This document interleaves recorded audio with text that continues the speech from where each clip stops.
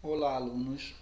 Vamos retomar os nossos estudos a partir das apostilas do Aplixe e hoje vamos começar com a apostila referente ao terceiro bimestre. Então, vamos começar com a aula 1, as formas de relevo.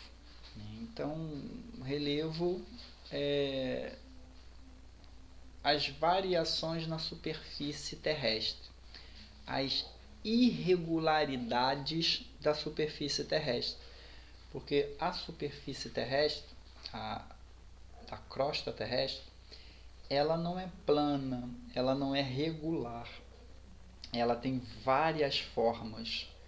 E como que essas formas foram construídas ao longo do tempo geológico e continuam sendo construídas e remodeladas. Como que isso acontece? Acontece pela ação dos agentes internos e dos agentes externos. Então, esses agentes internos também são chamados de endógenos.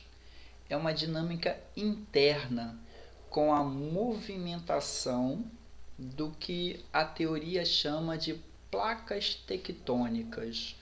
Por que isso? Porque a superfície terrestre, a crosta terrestre, ela não é inteira, ela é fragmentada, ela tem pedaços, e esses pedaços são chamados de placas. Por que tectônicas? Porque a palavra tecton, em grego, significa construir. Então, se o relevo é construído pela movimentação dessas placas, placas tectônicas. E por que eles se movimentam?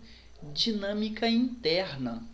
Então, a dinâmica interna das correntes de convecção, entendendo que as correntes de convecção nunca foram vistas. É uma teoria para explicar o movimento das placas. Por quê? Porque todo material que entra em fusão, tá, a sua temperatura, ele tem um movimento convectivo. O que é um movimento convectivo? É um movimento circular das moléculas.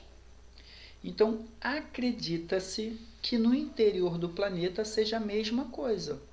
Porque o que é esse interior? Manto e núcleo. O manto pastoso.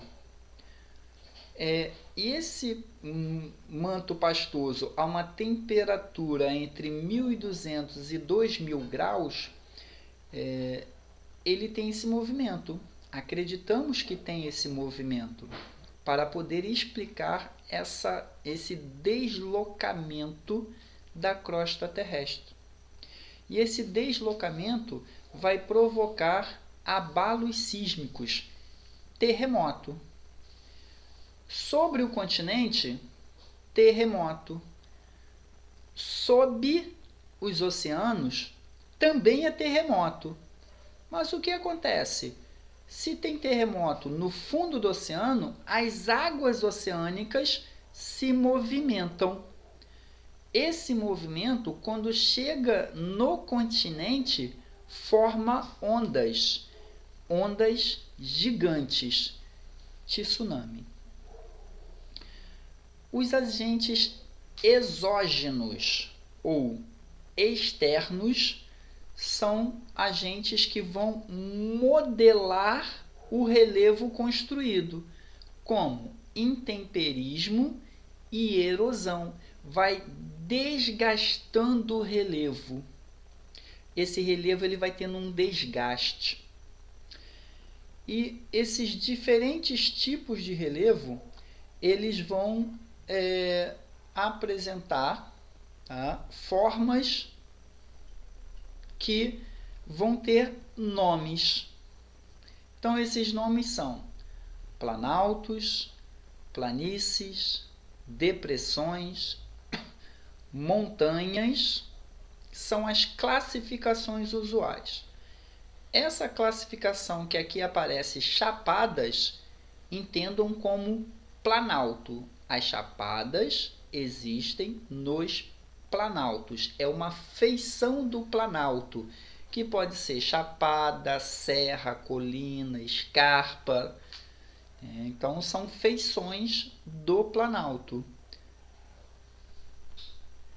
E podemos observar aqui nessa ilustração montanha, planalto, aqui uma chapada. Essas chapadas elas são localizadas nos planaltos. A escarpa é esse declive, a planície, a depressão. Então eu tenho uma depressão, aqui uma depressão. Então, depressão é uma área situada mais baixa do que o relevo que está em volta. É uma depressão relativa. Essa depressão, uma área mais baixa que o relevo que está em volta. É uma depressão absoluta, porque olhem o nível do mar. Esse é o nível do mar. Uma depressão abaixo do nível do mar, depressão absoluta. Uma depressão acima do nível do mar, uma depressão relativa. As unidades de relevo do Brasil. Então, o Brasil ele possui 3 classificações oficiais. O nosso país, por ter uma proporção continental, território muito grande, eu vou encontrar várias feições, todas essas que estão aqui, exceto a montanha. Por quê? Porque a montanha é resultado da orogênese, do dobramento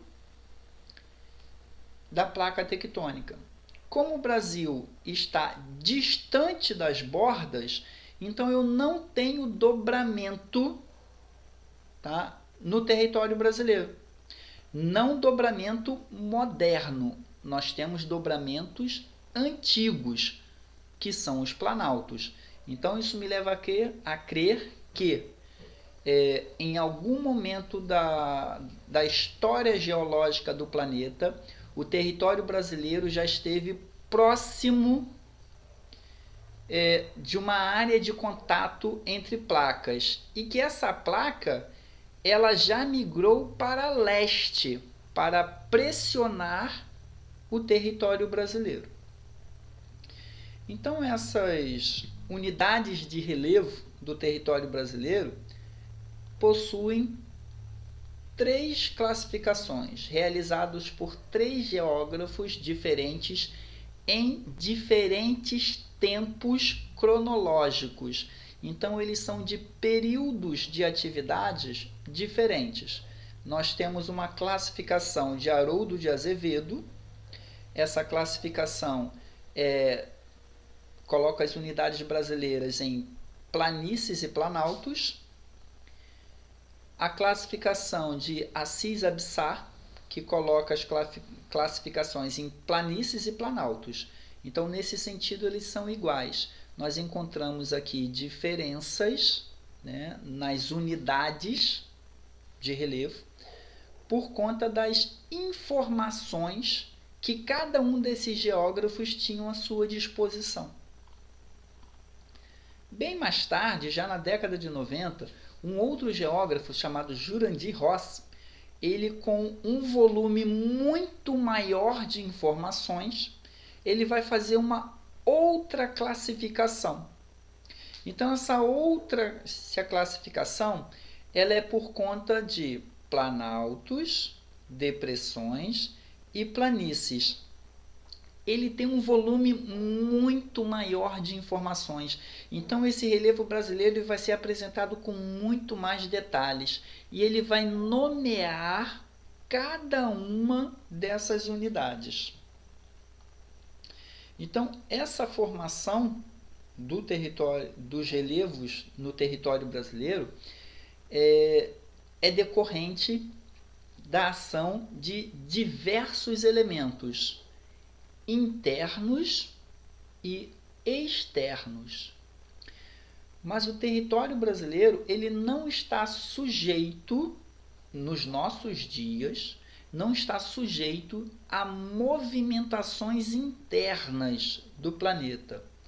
Ele só está sujeito à movimentação externa, intemperismo e erosão. No nosso passado geológico, já tivemos movimentação interna.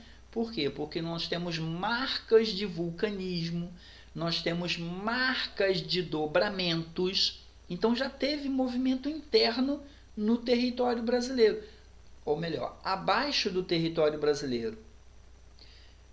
No nosso tempo histórico, esse movimento ele não existe mais, pelo menos até o dia de hoje. Não sabemos o que vai acontecer daqui para frente. E no Brasil, nós temos importantes formações sedimentares, que é um processo geologicamente recente. A gente vai falar aí de 10 milhões de anos. Para a geologia é o dia de ontem que passou. E temos o predomínio de planaltos e depressões.